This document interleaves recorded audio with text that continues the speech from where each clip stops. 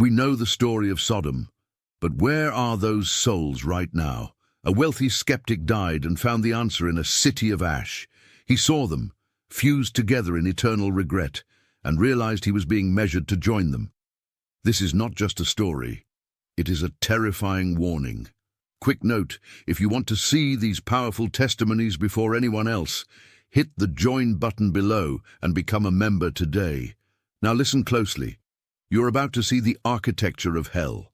The wind off the Nick Arm here in Anchorage is sharp enough to cut skin. It screams through the steel girders of the high-rises I helped build, carrying a frost that freezes breath in the lungs before you can even exhale. I am standing on the balcony of a penthouse I designed, 19 stories up, looking out at the white, frozen expanse of Alaska. The thermometer reads 20 degrees below zero. My hands are gripping the icy railing, my knuckles are white, and the wind is whipping my coat around me. But I am sweating. I am drenched in a hot, sticky sweat that smells of fear. The cold of this world cannot touch the heat that lives in my memory.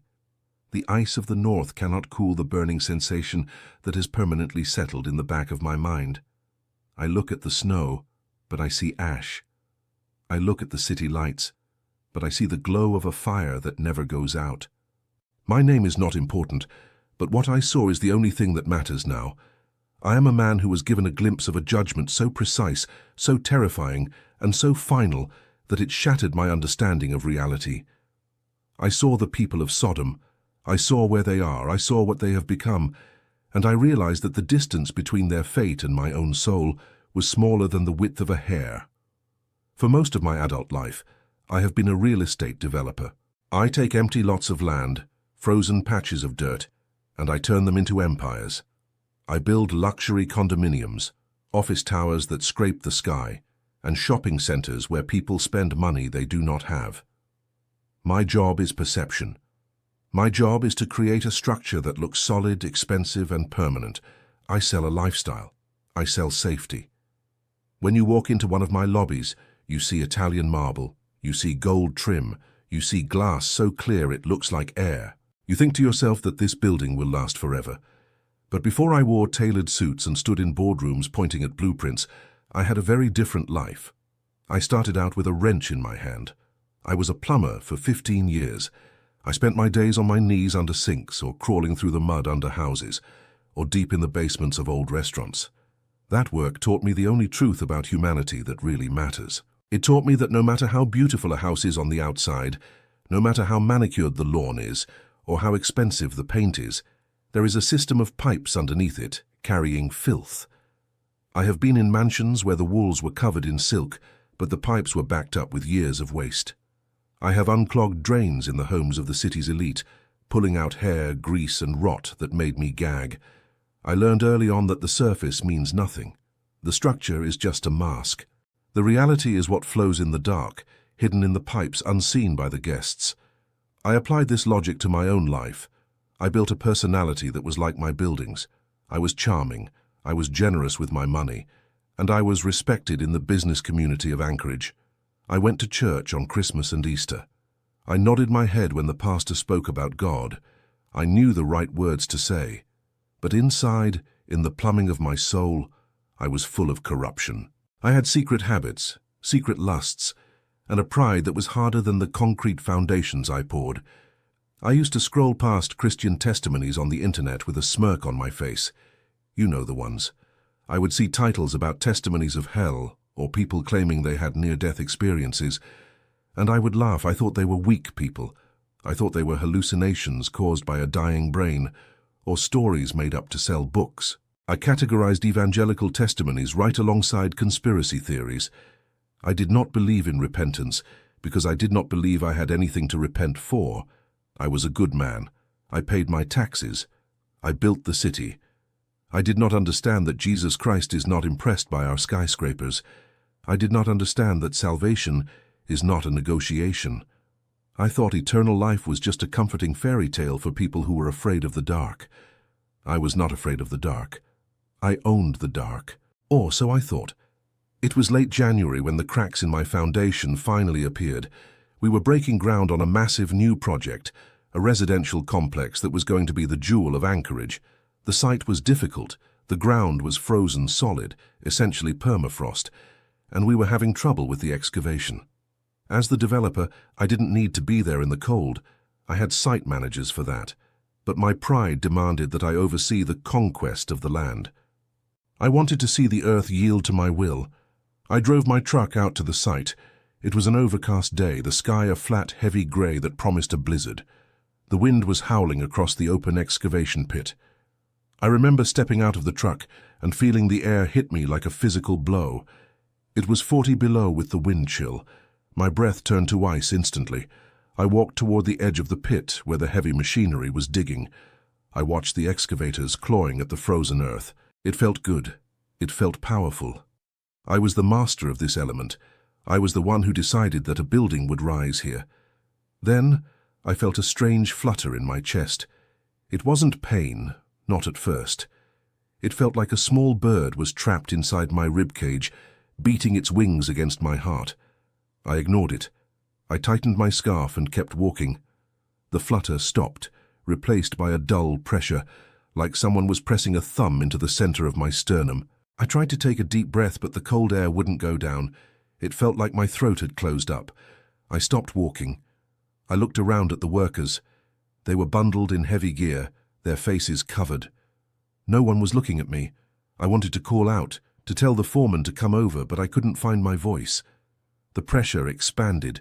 It turned into a crushing weight. It felt as if one of my own steel beams had been dropped onto my chest. My left arm went numb, dead at my side.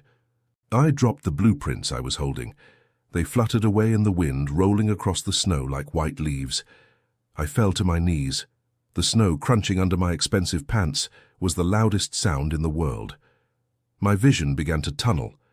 The grey sky started to turn black at the edges. I remember thinking, this cannot be happening. I have a meeting at 4 o'clock. I have a dinner reservation. I am 48 years old. The denial was instant. Men like me do not die in the snow. Men like me die in warm beds after a long retirement. This was a mistake. This was a glitch in the system. I collapsed forward, my cheek hitting the frozen ground. The ice burned my skin. I stared at a single pebble embedded in the ice, mere inches from my eye. It was grey and jagged. I focused on that pebble because everything else was fading.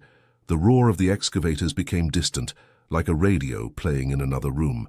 The shouting of the workers, who had finally noticed me, sounded like it was coming from underwater. I tried to push myself up. I was a fighter. I was a real estate developer who had fought zoning boards and city councils and won. I could fight a heart attack, but you cannot fight the decree of God. The darkness did not come slowly. It slammed into me. It was not a sleep. It was an extraction. I felt a violent tearing sensation, as if my soul was being ripped out of my body like a rooted weed being pulled from dry soil. The pain was excruciating, not physical, but existential. It was the pain of separation. And then, the cold was gone.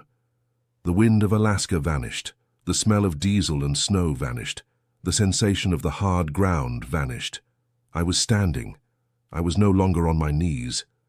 I was standing upright. My first thought was that I had survived. I thought the attack had passed and I had stood up. I looked down at my hands. They looked normal. I looked at my chest. The pain was gone. I let out a laugh of relief. "I'm fine," I said aloud. "I'm fine."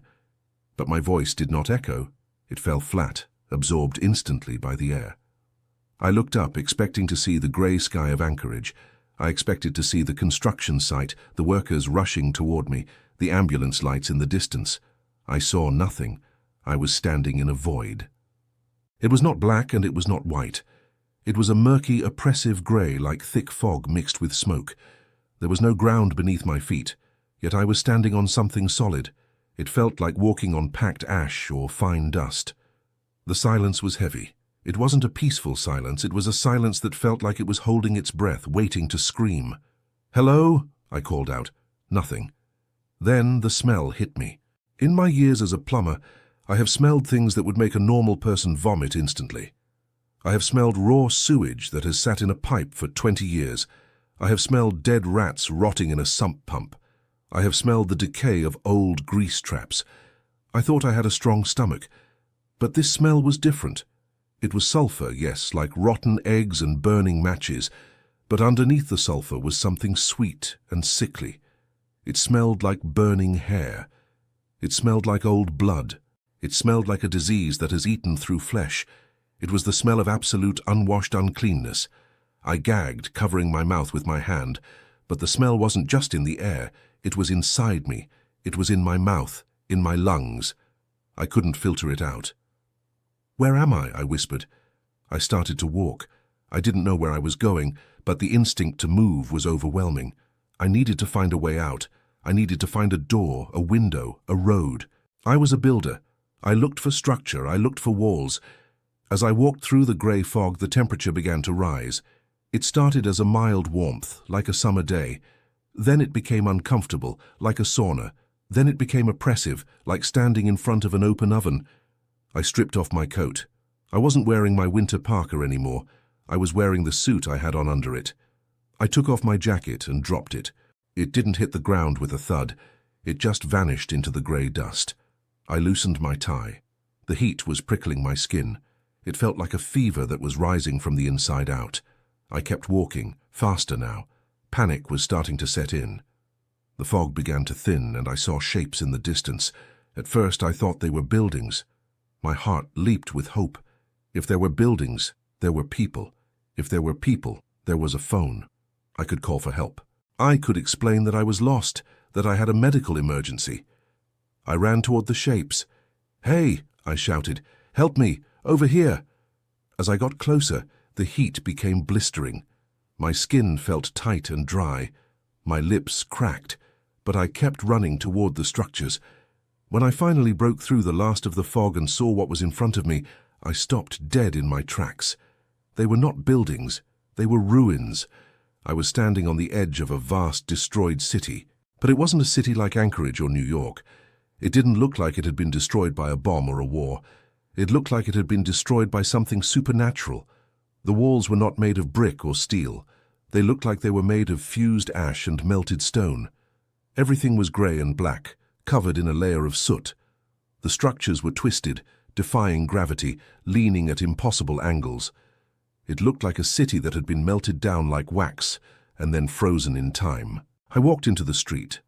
The ground was hot through the soles of my expensive shoes. I could feel the heat radiating up my legs. There was no sound of wind, no sound of cars, no sound of birds, just a low, vibrating hum that I felt in my teeth. It sounded like a massive generator running deep underground, or like the earth itself was groaning in pain. I looked at the architecture. As a real estate developer, I know buildings. I know that a building tells a story about the people who built it. These buildings told a story of madness. There were windows that looked like screaming mouths. There were doorways that were too low for a human to enter. The angles were wrong. They made my eyes hurt. It was a city built without geometry, without logic. And then I saw the shadows. They were burned into the walls, black silhouettes of people captured in moments of agony. It looked like the shadows you see in pictures of Hiroshima, where the blast was so hot it vaporized the person and left only their shadow on the concrete. But these shadows were three-dimensional. They seemed to pulse. I reached out to touch a wall. I wanted to see if it was real. "Don't," a voice whispered. I spun around. There was no one there. "Who said that?" I screamed. "Show yourself!" The low hum got louder. The heat spiked. I felt the sweat on my forehead evaporate instantly. I was not in a hospital. I was not in a coma. I knew with a terrifying clarity that I had crossed a line that cannot be uncrossed. I remembered the powerful testimonies I had mocked. I remembered the street preachers I had ignored. I looked at the ruined city stretching out endlessly into the gloom. This was not a random place. This was a prison, and it had been waiting for me. I walked further into the ruins, my heart hammering against my ribs like a sledgehammer. I was looking for an exit, but every street looked the same. Every alleyway led to more destruction. I remembered my days as a plumber. I remembered opening a septic tank and seeing the swarm of life that feeds on waste. I realized that this place was the spiritual equivalent of that tank. This was where the waste of the universe was collected, and I was the waste. The thought brought me to my knees again, not in the snow this time, but in the hot ash. I grabbed a handful of the grey dust. It burned my palm. I let it slip through my fingers. It wasn't dust. I looked closer. It was bone. Millions of tiny fragments of pulverized bone. I scrambled back, wiping my hands on my pants, screaming. I was crawling on the remains of the dead. The entire city was built on them. I stood up and ran. I ran blindly through the twisted streets. I didn't know where I was going. I just needed to get away from the bone dust. I turned a corner and saw a massive plaza. It was the only open space I had seen. In the center of the plaza there was a pit. It was glowing with a dull red light. I walked toward it, drawn by a force I couldn't resist. The heat coming from the pit was intense, singing the hair on my arms. I reached the edge and looked down. What I saw there stopped my heart. It wasn't fire, it wasn't lava. It was a sea of bodies. But they weren't moving. They were fused together. This is the truth that I need you to hear. This is the life I left behind and the death I stepped into. I was about to meet the inhabitants of this city. I was about to see the faces of those who had been judged thousands of years ago. I was about to look into the eyes of Sodom. And they were looking back at me. The silence of that place was heavier than the concrete I used to pour into the foundations of high-rises. It was a physical weight that pressed against my eardrums, creating a vacuum where sound should be. But as I stood at the edge of that crater, staring down into the glowing red abyss, the silence was broken by a sound so wretched that I felt my own sanity begin to crack. It was the sound of wet leather rubbing against wet leather. It was the sound of skin shifting against skin. I leaned over the edge, my hands trembling as I gripped the jagged rim of the pit. The heat was ferocious, rising in waves that distorted the air, but I could not look away.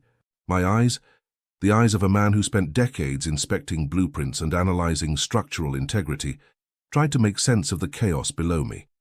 At first, my brain refused to process the image. It told me I was looking at a pit of writhing worms or a mass of melted plastic. But then the scale adjusted. I realized the size of the things moving down there. They were people. But they were not individuals. They were not standing side by side. They were fused together. In my years as a plumber, I have dealt with obstructions deep in the bowels of the city. I have seen what happens when grease, hair and waste bind together in a pipe. Over time, under pressure, distinct items lose their shape. They merge into a single, solid blockage. A fatberg, we call it in the industry. It is a disgusting, hardened mass of refuse that chokes the flow of water. What I saw in that pit was a human fatberg. It was a blockage in the drain of eternity. Hundreds, perhaps thousands of bodies were pressed together in a grotesque intimacy. Where one man's shoulder ended, another woman's chest began. There was no separation. Arms were melded into backs. Legs were twisted around torsos, fused at the knee, fused at the ankle. Skin flowed into skin like melted wax. They were a single undulating organism of suffering. I gagged, the bile rising in my throat. This was the ultimate violation of the self. As a real estate developer, I sold privacy. I sold the idea that a man's home is his castle, a place where he can close the door and be alone. I built walls to separate families, to separate neighbors. We crave our own space. We crave our autonomy. Down there, autonomy was a memory. Privacy was extinct. They were moving, but they could not move independently. If one tried to turn, the entire mass had to shift. A ripple of agony would tear through the group. I saw a man, or what was left of a man, try to lift his head. The movement pulled at the flesh of the three people fused to his neck and chest. Their mouths opened in a silent scream, their eyes bulging with the strain. And then I knew. The knowledge did not come from a sign or a voice. It was downloaded into my spirit with the weight of absolute truth. This was Sodom, this was Gomorrah, this was the cities of the plain. I had heard the stories in Sunday school, back when I was a child forced to sit in a pew in my scratchy wool suit. I thought it was a legend about fire and brimstone. I thought it was a metaphor for a bad day. I did not understand that God does not use metaphors when he judges sin. These were the people who had perverted the natural order. They had sought strange flesh, as the Bible says. They had rejected the boundaries God had set for human intimacy. They wanted to be one in their lust. They wanted to consume one another, to erase the lines between right and wrong, between self and other. Now God had given them exactly what they wanted. They were one. They were inseparable. They were bound together for eternity in a monstrous embrace that brought no pleasure, only an unending, suffocating closeness. They had burned with unnatural lust, so now they burned with supernatural heat. They had rejected the order of creation, so now they existed in a state of biological chaos. I watched, paralyzed with horror, as the mass shifted. A face turned upward, toward the dim light of the grey sky where I stood. It was a woman. Her hair was matted with the grey ash that covered everything in this city. Her skin was blistered and cracked, glowing with an internal heat like a dying ember. But her eyes were crystal clear. That was the worst part. If they had been mindless zombies, it would have been terrifying, but manageable. But they were not mindless. They were fully conscious. Her eyes locked onto mine. I saw intelligence. I saw memory. I saw a regret so deep it was like looking into a black hole. She knew who she was. She knew why she was there. And she knew she could never, ever leave the mass of bodies she was fused to. She tried to speak. Her jaw worked, stretching the skin that connected her chin to the shoulder of the man beneath her. "Water," she rasped. The sound was like sandpaper on stone. "Water." I instinctively reached for my pocket, looking for a bottle, but I had nothing. I was in a suit. I was empty-handed. I don't have any," I stammered. My voice sounded tiny in the vastness of the ruin. Her eyes narrowed. The desperation turned to hate. "Liar," she hissed. "You are wet. You are full of water." I stepped back. I realized she could smell the life in me. She could smell the moisture in my blood. To a creature made of ash and fire, I was a walking reservoir of cool water. The mass below her began to surge. Hundreds of eyes turned toward me. They sensed a newcomer. They sensed someone who was not yet fused. A collective moan rose from the pit, a low-frequency vibration that rattled my teeth. It was the sound of pure envy. They wanted to pull me in. They wanted to add me to the structure. I turned and ran. I ran back into the twisted streets of the city of ash. My heart was pounding so hard I thought it would burst again, just like it had in the snow of Anchorage. But there is no second death here. There is only the continuation of the first one. I found myself in a narrow alleyway, flanked by walls that seemed to lean in toward me. I slumped against a wall, sliding down until I hit the dusty ground. I put my head in my hands and wept. I wept for the horror of what I had seen. I wept for the woman's eyes, but mostly I wept because I understood the architecture of this place. As a real estate developer, I know that form follows function. You build a prison differently than you build a library. You build a slaughterhouse differently than you build a church. The design reflects the purpose. This place, this hell, was designed perfectly. It was a custom-built environment for the specific sins of the people inside it. The people of Sodom were not just burning in a generic fire. They were trapped in a physical manifestation of their spiritual state. They had made an idol of the human body and its desires, so now they were crushed by a mountain of human bodies. I looked at my own hands. They were shaking. I looked at the expensive Italian fabric of my suit. It was covered in grey dust. "What is my punishment?" I whispered to the empty alley. "What did I build for myself?" I thought about my life. I wasn't like the people in the pit. I wasn't a sexual deviant. I was a businessman. I was a pillar of the community. But then, the truth began to seep in like groundwater into a cracked basement. I was a builder of facades. I created beautiful exteriors to hide cheap materials. I sold illusions. I promised happiness in the form of granite countertops and floor-to-ceiling windows. I told people that if they bought my condos, their lives would be perfect. I fed their greed. I fed their vanity. And deeper than that, I thought about my time as a plumber. I thought about how I used to overcharge old widows for simple repairs. I thought about the times I told a homeowner They needed to replace an entire line when all they needed was a $20 snake job. I had stolen. I had lied. I had looked at people not as souls, but as wallets to be drained. I was a blockage too. I had blocked the flow of generosity. I had blocked the flow of truth. I had lived for myself, piling up money like the waste I used to clean out of pipes. The heat in the alley began to rise. It wasn't the ambient heat of the city anymore. It was coming from the wall I was leaning against. I jumped up. The wall was glowing. The grey ash was turning a dull, angry red. I watched as the wall began to change. The texture of the fused stone started to soften. It started to look like skin. I backed away, stumbling over debris. The buildings around me were not made of stone. They were made of the same material as the people in the pit. The entire city was biological. The entire city was built out of the souls of the damned, and the city was waking up. A doorframe to my left groaned. It wasn't wood settling. It was a human sound. I looked closely at the lintel of the door. I saw a face pressed into the material, eyes closed, mouth open in a permanent scream of structural load-bearing agony. I was walking inside a monument of suffering. Panic took over. I needed to get out. I needed to find the edge of the city. I started running again, my breath coming in short, ragged gasps. The air was getting thicker, harder to breathe. It tasted like copper and old meat. I turned a corner and skidded to a stop. Standing in the middle of the street was a man. He was not fused to anyone. He was standing alone. He was tall, wearing rags that looked like they were made of sackcloth. His skin was grey, like the ash, but his eyes burned with a terrifying, fanatical fire.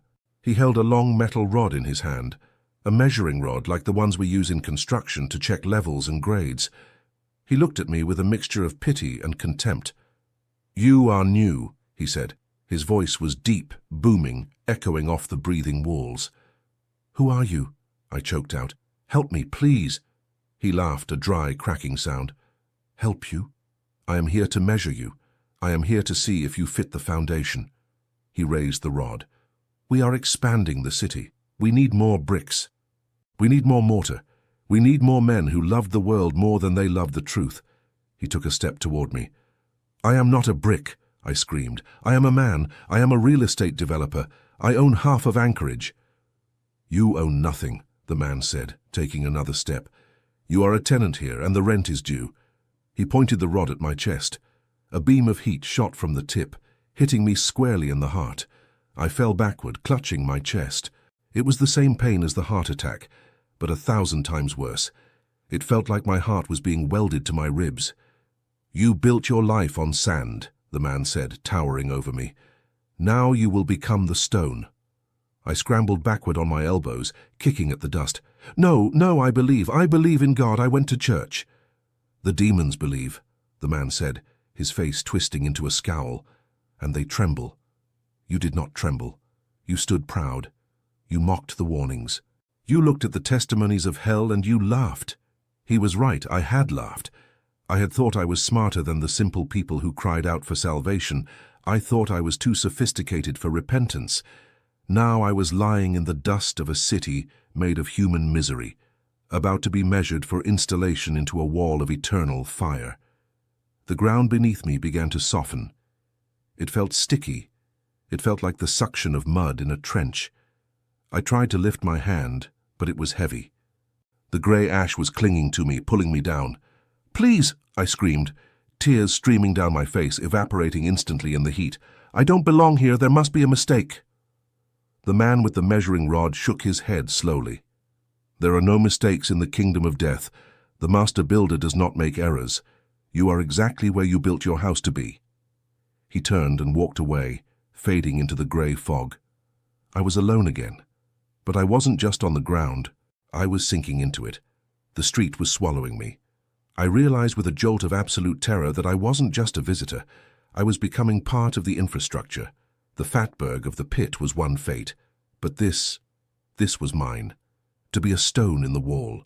To be frozen in place, holding up the weight of the city, unable to move, unable to speak, fully conscious for eternal life in the dark. I struggled, kicking my legs, clawing at the ash. My fingers dug into the ground, but instead of dirt I felt soft, yielding flesh beneath the surface. I was digging into the backs of others who had sunk before me. "Join us!" A whisper came from the ground right next to my ear. I looked down. A mouth was forming in the dust next to my face. "Join us! The cold is coming. You need the warmth of the wall." "No!" I shrieked. "No!" I summoned every ounce of strength I had. I channeled the strength of the young man who used to haul cast-iron bathtubs up 3 flights of stairs. I channeled the will of the man who built skyscrapers in the Arctic. I pushed myself up, ripping my suit, ripping my skin. I broke free from the suction of the street and scrambled to my feet. I ran blindly, screaming the name of the only person I had ever heard could break a contract like this. Jesus! I didn't know him. I didn't love him. But I knew deep in my terrified soul that his name was the only weapon I had left. Jesus, don't let me become a brick. Don't let me be part of this. I saw a ridge in the distance, a high point overlooking the city. I ran toward it. If I could get high, maybe I could see a way out. Maybe I could see the light. As I climbed the ridge, the air grew colder. The heat of the city faded, replaced by a biting, familiar wind. I reached the top and looked down. The horror I had seen in the pit was nothing compared to what I saw from the heights. The city went on forever. Miles and miles of grey, twisted ruins, and in every direction there were pits, thousands of them, each one glowing with that sickly red light, each one filled with a specific harvest of souls. And above the city the sky was not empty. It was filled with great dark shapes, winged things that circled like vultures, waiting for the new arrivals to give up hope. I stood on that ridge, a small broken man in a ruined suit, and I understood the scale of eternity. I understood that my life on earth had been a blink of an eye, a mist that vanishes, and I had wasted it. I had spent it building things that would rust and rot, while ignoring the building of my own soul. I fell to my knees on the ridge, the sharp stones cutting into my legs. "I am sorry," I whispered. "I am so sorry." It was the first true prayer of my life. I stayed on my knees on that ridge for what felt like hours, though time in that place does not move like it does on earth. There is no ticking clock in hell. There is only the rhythmic throbbing of the heat and the constant vibrating hum of suffering. From my vantage point, I could see the layout of the city of Ash. As a real estate developer, I spent my life looking at master plans. I looked at zoning maps, traffic flows, and density charts. I knew how to read a city, and looking down at this grey, twisted nightmare, I realized the layout was not random. It was a spiral. The entire city was a massive, descending spiral that tightened as it went deeper. The outer rings were chaotic ruins, but as the streets wound inward, they became denser, tighter, more fused together. And at the very center, miles below where I stood, was a core of light so white and hot that I could not look directly at it. That was the source. That was the furnace. I tried to stand up, but my legs were heavy. It felt like gravity was stronger here. The atmosphere was pressing down on my shoulders, a physical weight of guilt. I turned away from the valley, looking for a path along the ridge. I needed to find a way out. I still had that foolish human hope that there was a back exit, a fire escape, a loophole. I was a man who always found loopholes in contracts. I thought I could find one in death. But the ridge was not empty. A few yards away from me, sitting on a jagged rock, was a figure. He was hunched over, his back to me. He was wearing a tattered suit, similar to mine, but it was shredded, revealing grey, cracked skin underneath. He was doing something with his hands, moving them frantically. I walked toward him cautiously. "Excuse me," I whispered. "Do you know the way out?" The figure didn't answer. He just kept working. I got closer. I could hear him muttering to himself. "Just a little more. Just a little more pressure. It has to hold. It has to look good." I froze. I knew that voice. It was my voice. I stepped around the rock to see his face. The man looked up. It was like looking into a mirror that had been shattered and glued back together wrong. It was my face, but aged 1,000 years. The eyes were sunken into deep black sockets. The skin was peeling away from the bone. But it was me. It was the face I shaved every morning. It was the face that smiled at investors. In his hands he was holding 2 handfuls of the grey ash. He was trying to mold them into a perfect cube. He was trying to build a brick. But every time he pressed the ash together, It crumbled. It fell through his fingers like dry sand. He looked at the dust falling from his hands and he began to weep. Then he frantically scooped it up again and tried to press it back together. "Why won't it hold?" he screamed at me. "I am a master builder. Why won't it hold?" I stared at him, my heart hammering against my ribs. "Who are you?" "I am the architect of my own ruin," the thing said. He pointed a shaking finger at me. "And so are you." He dropped the ash and stood up. He was taller than me, twisted and lanky. He grabbed the lapels of my jacket. His hands were scorching hot. I could smell my expensive wool suit singeing under his grip.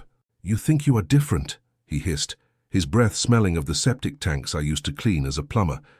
"You think because you didn't lie with men in the way of Sodom, you are safe. You think because you didn't kill anyone with a gun, you are innocent." He shook me. "Look at me. I am you. I am the truth of who you are." He ripped my jacket open. He pressed his hand against my chest. "You built towers to your own glory," he spat. "You wanted people to look at your buildings and say your name with respect. You didn't build for God. You built for your ego. You wanted to be a little god in Anchorage. You wanted to be the creator." I tried to push him away, but he was immovable. He was as solid as the rock we stood on. "And underneath," he continued, his voice dropping to a growl, "under the marble lobbies and the glass elevators, you were full of sewage. You judged the poor. You cheated the weak. You looked at women who were not your wife and you stripped them in your mind. You treated people like disposable parts." He released me, and I stumbled back. "The people in the pit below us," he said, pointing to the abyss where the fused bodies lay. "They burned with lust for flesh. You burned with lust for life. You loved your life more than you loved the truth. That is the same sin. It is the sin of self-worship." He sat back down on the rock and picked up the ash again. He went back to his impossible task. He went back to trying to build a brick that would never hold together. "Go away," he muttered. "I have work to do. I have to build a legacy. It has to look perfect." I backed away from him, horror washing over me like ice water. I wasn't looking at a demon. I was looking at my soul. That was what I had been doing for 48 years. I had been trying to build something permanent out of dust. I had been trying to create meaning without God. And it was all crumbling. I turned and ran along the ridge. I needed to get away from him. I needed to get away from the mirror. But as I ran, I felt a change in my own body. My feet were heavy like lead. I looked down. My shoes were gone. My feet were grey. They looked like the stone of the ridge. The transformation had begun. The measurer had told me I was a brick. He had told me I was part of the foundation. I thought he was speaking metaphorically, but in hell metaphors are reality. I felt a stiffness spreading up my ankles into my shins. It wasn't painful, which was almost worse. It was a numbness. It was the sensation of ceasing to be biology and starting to become geology. I was calcifying. I stopped running. I couldn't run. My legs were becoming rigid pillars. "No," I whispered. "No, please." I looked at my hands. The skin was turning grey, rough and pitted. My fingers were stiffening. I tried to make a fist, but I couldn't close my hand completely. I was turning into a statue. I remembered the story of Lot's wife. She looked back at Sodom. She looked back with longing. She wanted the life she was leaving behind. And she became a pillar of salt. I was becoming a pillar of ash. Why? Because I was looking back. Even here, in the face of judgment, part of me was still thinking about my projects in Alaska. Part of me was still worrying about my reputation. Part of me was still the real estate developer who wanted to be in control. I was stuck. I was fused to the spot. The heat of the ridge began to rise. The wind stopped. The silence returned. That terrible, heavy silence. I was alone on the edge of the abyss, unable to move, unable to run. I was a monument to my own stubbornness. Panic is too small a word for what I felt. It was a total collapse of the mind. I was going to stand here, on this ridge, for 1,000,000 years. I would see the smoke rise. I would hear the screams, but I would not be able to turn my head. I would be a fixture, a gargoyle on the cathedral of the damned. "God!" I screamed. It ripped from my throat, raw and bloody. "God, don't leave me like this. "I am not a stone, I am a man." My voice echoed into the valley. I am a man. Was I? What makes a man? Is it his money? Is it his buildings? Is it his suits? No, a man is a spirit created by God. And I had starved that spirit. I had fed the flesh and starved the man. Now the flesh was turning to dust and the spirit was trapped inside. I closed my eyes. I couldn't look at the grey skin on my hands anymore. I thought about the plumber. I thought about the man who used to kneel in the dirt. That man had been humble once. That man knew what it meant to get his hands dirty to fix a problem. I am dirty, I sobbed. I am blocked. I am full of filth.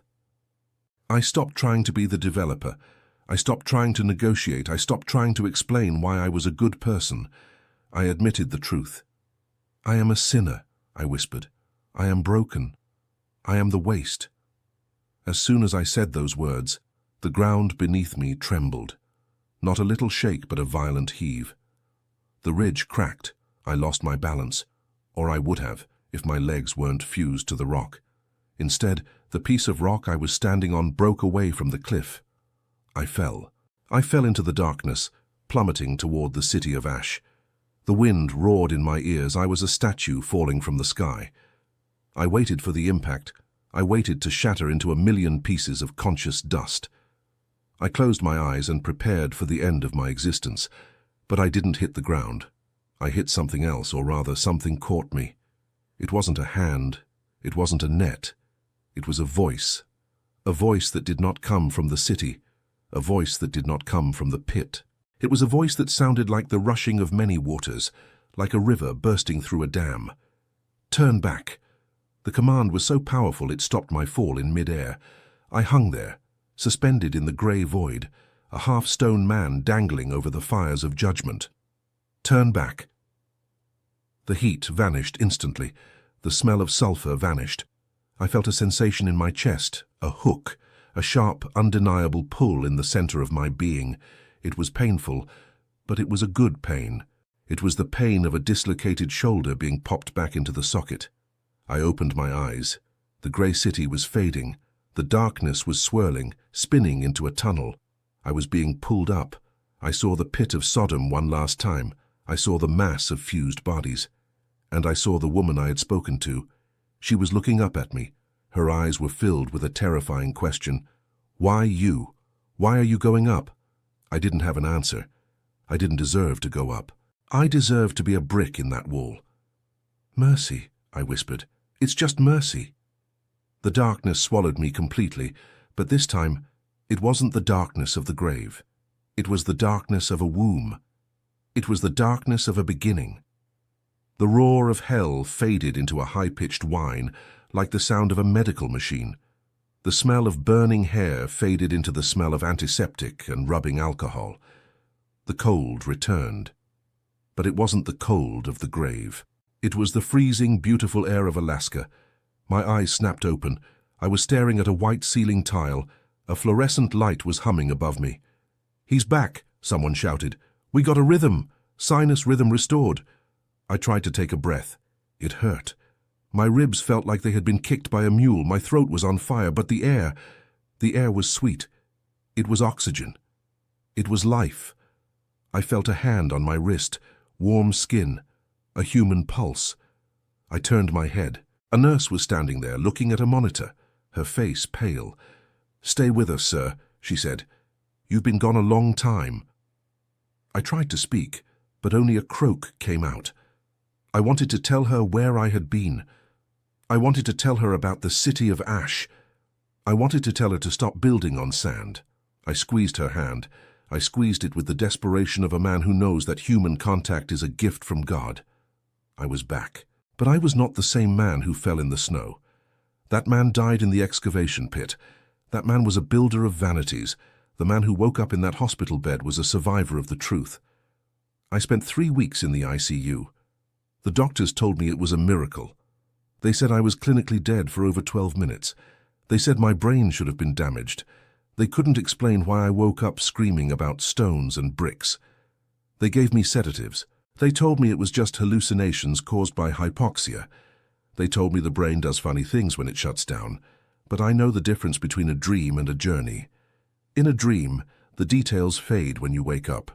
You forget the color of the wall or the sound of the voice. But I remember everything. I remember the texture of the ash. I remember the smell of the fused bodies. I remember the look in the eyes of my own doppelganger on the ridge. I came back to Anchorage, but I didn't go back to my life. I sold the company. My partners thought I had brain damage. They told me I was crazy to walk away from millions of dollars in active development. I didn't care. The money looked like ash to me.